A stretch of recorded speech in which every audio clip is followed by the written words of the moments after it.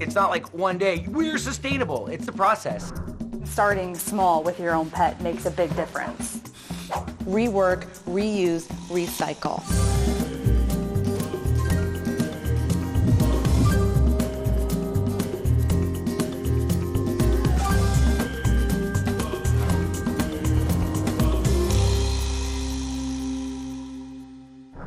Welcome to Save My Planet. I'm Stephen Brooks. Did you ever wonder where your coffee comes from and the impact it has on the planet?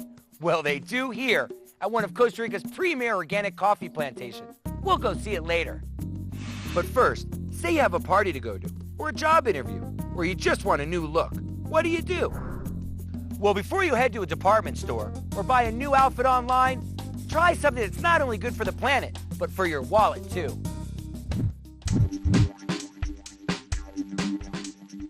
I'm Barbara Horowitz. I'm a personal stylist. It's always been my mission as a woman to be able to look great and do it affordably.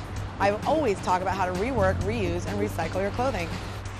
So we're here in LA, one of the best spots to be green with your clothing. There's fantastic consignment and resale stores that all the celebrities are letting go of what they no longer want. There's absolutely no carbon footprint because you're basically just recycling what you no longer want.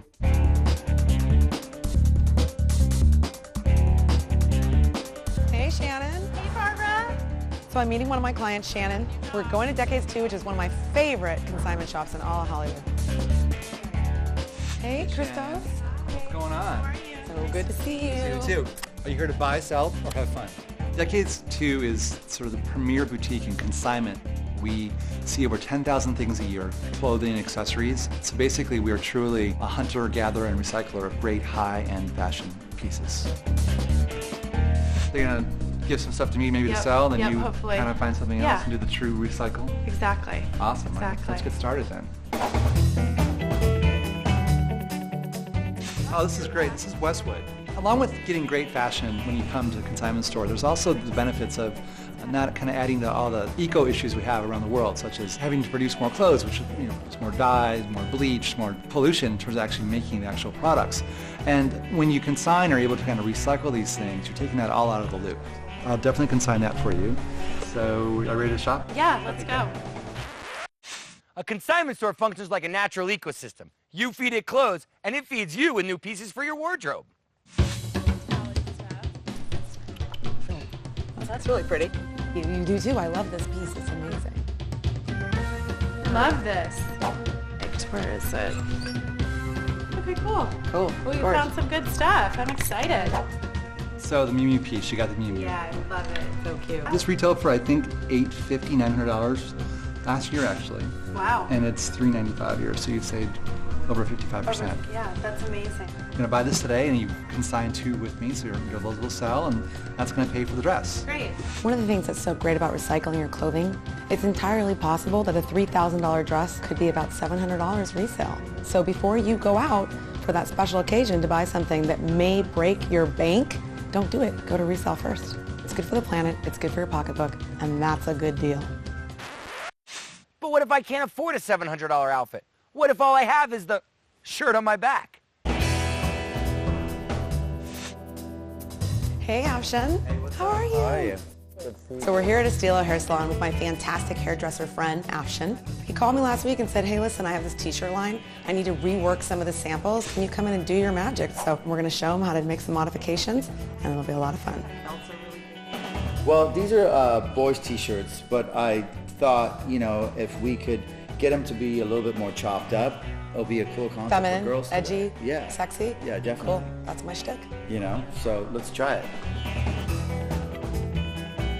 What I'd like to do is I like to lay the t-shirt out, and then I will cut the band of the t-shirt first off. The reason why I do this is I don't want that mass-produced bottom. What's so fantastic about this is you don't have to cut straight, you just have to pull. So it will all roll. And then what I like to do is I again like to take off anything that looks like I bought it at the store. So I like to cut the sleeves off. I really like the idea of reprocessing and recycling something and taking it a step further. And I feel that's always there's always something new to come out of it. What I love with my designs is making it look like something that no one could buy, like it's something that I created on my own. I don't really think of this as green. I think of it as just something cool and fun to do, and reprocessing and taking an idea and tweaking it. And the fact that it is green, it's cool because it's helping the planet, and it's something positive that we all need to be conscious of. This looks great. Before you go and buy something new, go and check out in your closet. Grab a scissors, see if you can rework something. Go and see if you can sell a couple pieces at your local consignment store. Rework, reuse, recycle.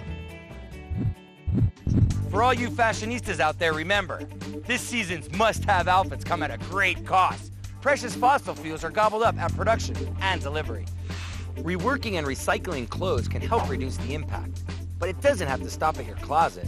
When we come back, we'll see how pet owners are finding creative ways to keep their furry friends green. So you ready to roll up your sleeves and clean out your closet? Well, before you toss that top, here are a few ways to unload and stay green. Get creative and tailor old clothes into new styles. Have a clothing swap with friends. And if you knit, recycle old sweaters into balls of yarn. The worst place for old clothes is the trash.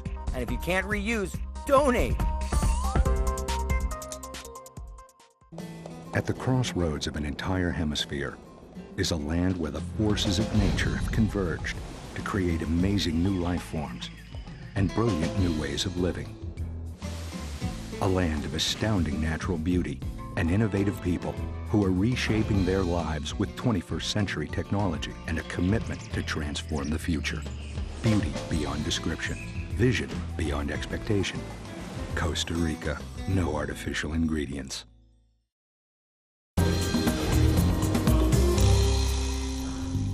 Welcome back to Save My Planet.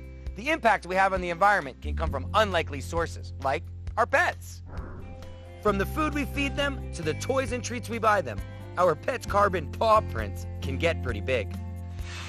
The good news is it's not that hard for you and your pet to live green.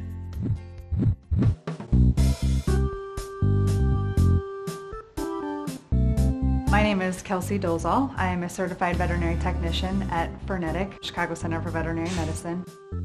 My commitment to environmental living is trying to help my pet and myself and live as green as we can. Buying products that are post-consumer recycled materials, and just trying to be the best green pet owners that we can be. There are 75 million dogs in this country alone and 89 million cats. You can't even imagine the amount of money and product that goes into those animals, let alone the waste.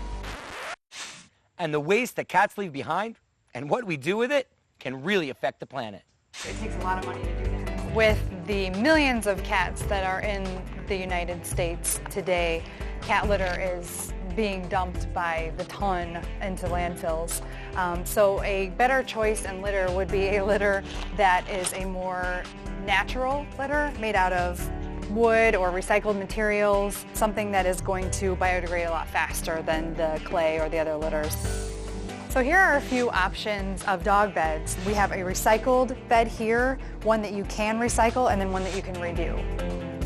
This is stuffed with recycled post-consumer plastic bottles. Buying a bed isn't your only option. It's pretty easy to pump new life into your old one too. Things that you can do with beds that you already have are, if they have a zipper, then great. If they don't, you just find the seam where they stuffed it, take that seam out with a seam ripper, pull out the material, recycle it, wash it. You can either put it back in if it will go back in, or you can stuff it with old towels, old blankets, or other materials that you have in the house. If you take a look at what you do normally, a lot of people will realize they're real close to being green, they just need to do a little bit more. I hadn't really thought about buying the blankets at a garage sale as green. It's like, oh, some of this stuff, like I said, we're already doing it, you don't realize it. Things that you can do at home if you don't have money to go out and buy a new toy, products that you already have that you're going to recycle anyway, are old water bottles or milk jugs, or even paper towel rolls. You just put food in them, put it down on the ground like a little toy, and they just kind of bat it around. They can chew on it. If they're a dog that does destroy things, you kind of want to watch them and see she just knocked all the food out and she's gonna eat the food and then she'll come back to the toy and play with it again. This stuff is great for when you're inside, but what about when I want to take Rover out? Leashes, collars made of hemp is a good material, an economical, very durable. This is a very awesome poop bag. This is called the bio bag. This is made from corn. It is a completely 100% biodegradable and compostable bag. It will biodegrade in 10 to 45 days. A lot of water is used when you bathe dogs, so an idea is to use wipes instead of bathing. All you do is take one of these wipes, and instead of washing her whole body, I'm just gonna either wipe her down because she's stinky, or I'm gonna wipe her feet off because that's where the dirt is. Hey, sometimes I use wipes instead of showering. That's normal, right? But seriously, it's really important to keep pets clean and healthy. So what'd you say about this green pet food?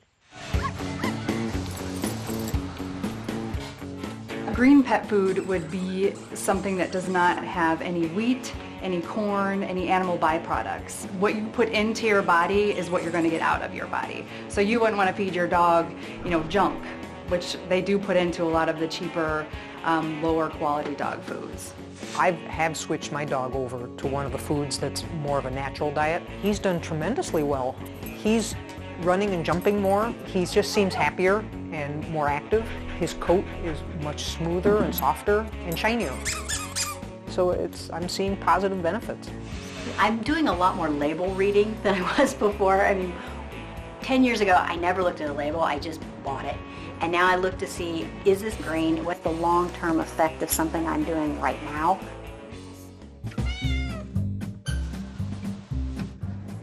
I would love pet owners to just walk away with the idea of being a green pet owner. Even starting small with your own pet makes a big difference. It makes me feel like a good pet owner to incorporate some of the green things into my life and help save the planet, knowing that we're taking the post-consumer recycled products and using them for things that wouldn't normally be used. One of the best ways to lighten the load on the planet is to cut back on all the stuff we buy. So don't be afraid to repurpose those household items. You might be surprised by what you can dream up. When we come back, we'll explore these coffee fields and see how the folks around here cultivate a very special brew.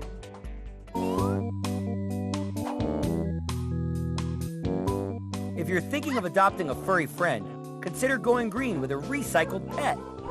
The commercial pet trade creates a glut of animals, which means more mouths to feed and more waste. But shelters are full of cats and dogs that have been abandoned or rescued and just need a good home. By adopting a pet from a pound, you can help out the animals and the planet.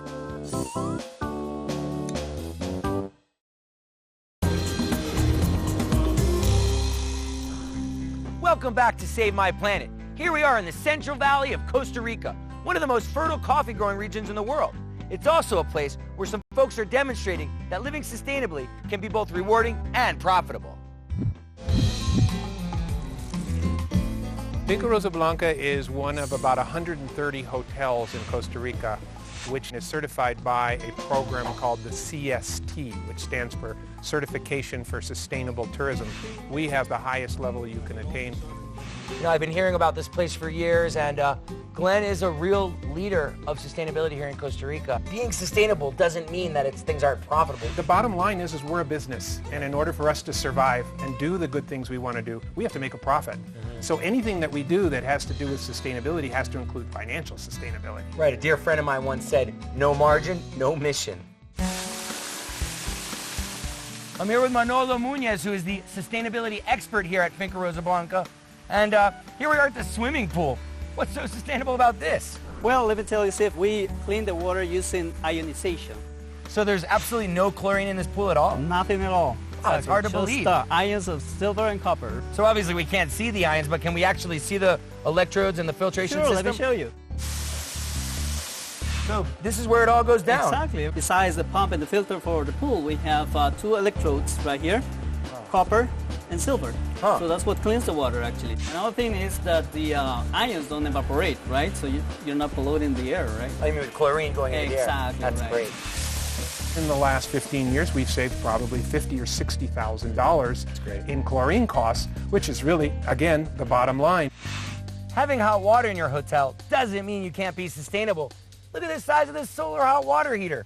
What do you got going on here, Manolo? Well, this is a different type of solar water here that Finca Rosa Blanca implemented. You can actually feel the heat, exactly, right? The water is in here, right? So the black thin roof attracts the solar light and reflects it, and it hits the bottom of these rubber pipes. Incredible.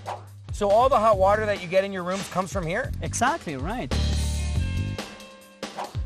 Permaculture, cool. What's that?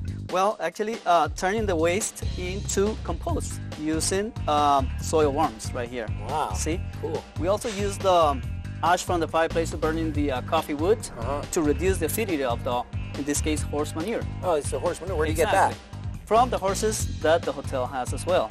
So do you consider these worms employees of the hotel? Sure they are. Everything's involved. Even the design of the main building of Finca Rosa Blanca was thinking of green, right? We take advantage of the natural resources that we have around here, like the sunlight, right? Wow, so the sun you use to heat the pool and light up the place. That's good thinking. And they even have their own recycling center here, made from the most sustainable material, Caña Brava. And check out this greenhouse. They grow about 20% of the hotel's food. I love it. We can not only minimize our impact in terms of a business and a structure, but we can also create a learning experience for our guests where they can take that home with them and see what maybe they could do in their own communities that would replicate what we're doing here. With a little ingenuity, the folks at Finca Rosa Blanca have figured out a way to create a business that's sustainable, practical, and profitable. When we come back, we're going to see how their plantation can deliver your morning jolt without delivering a shock to the environment.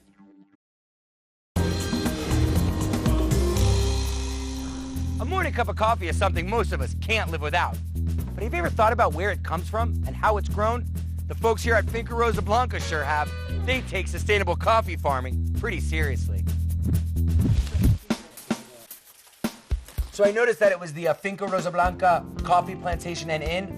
Where's the plantation? Okay, well, we own several coffee plantations around the hotel. In order to conserve property around here, rather than have it turned into urbanizations, we decided that it would be wonderful if we could buy some of these properties and keep them. But who's going to pay the bill? So we decided that if we're going to do this, we really have to do it in the same vein with the same concept that we do everything else here. I've heard the term agro-ecotourism. It's like agricultural ecotourism. So your guests can actually take a tour of the coffee plantation. You know, they drink coffee in the morning to actually see where it's coming from. Super innovative. Yes, and we really like that our guests can actually get involved with knowing the area, knowing the culture, seeing the coffee, picking the coffee if they wanted in that season, and it was all part of one great symbiosis between tourism, agriculture, conservation, and supportive culture. So incredible. A hotel that grows its own organic coffee. And Leo here is the organic coffee expert and tour guide. What's going to happen here? Well, basically, we have here our guests, Walter and Jennifer, who go through every aspect as per what is organic, as per what we do over here to obtain high-quality coffee. The first thing we notice in an organic field, whether it's coffee or any other type of product, is that we grow following the contour of the terrain, so as to both, of course, maximize the use of the land, but also to minimize, to lessen the impact of erosion as much as possible. When we have slopes, for instance, we grow then foliage plants that will help us hold on to the soils and as a consequence to the minerals and the nutrients. You see walls or barriers of it in very grass. And basically we grow these so that during the rainy season, as waters rush down the slope, we'll be able to hold on to the soils and the minerals and nutrients in those soils. These are erythrinas, legume-type trees. And basically they produce a lot of foliage that will help us shade coffee. Shading then will allow us to lower the temperature so that we'll have a prolonged ripening process of the fruit in the plant, greater enhancement of natural sugars then. So basically, with these other plants and trees, you're creating naturally the perfect environment where the conventional plantation will use chemicals and you know, bad things, and this is just, you're just doing it with nature. Wow, it looks like we got some really good time. We got picking fully in effect. This is a patch that has lots of ripe berries. And that is essentially what we need to do, pick just the ripe fruit. So it's selectively picked by hand. Someone's hand picked it and put it into a basket. It's that, you really think about that when you're drinking your coffee. What a magical process. So I'm here with Juan Ramirez. He's the foreman, and obviously this is a very important time of the year. ¿Y cuánto tiempo tienes aquí trabajando? 4 años. Yeah, so he's been working here for 4 years. His father and his father's father and his father's father's father have been involved in growing coffee their whole lives. It's like coffee's running in their blood. Me gusta mucho porque estamos cuidando el ambiente, la fauna, la flora. He really likes working here because they, it's not just about the coffee, but they protect the flora and the fauna, and all the people that work here are also given a really good education about how things are done here so that they could bring that information back to their families, and it could really just infiltrate everywhere, organic. Also, they can see the working of the farm as an agriculture entity. They see our machinery. They see the final product. Go ahead and just try it. It's so incredible. Like, we think just, we go to our supermarket and they sell this bags of brown powder, but to really see the journey that coffee goes on from the plant to now our cups. Cheers.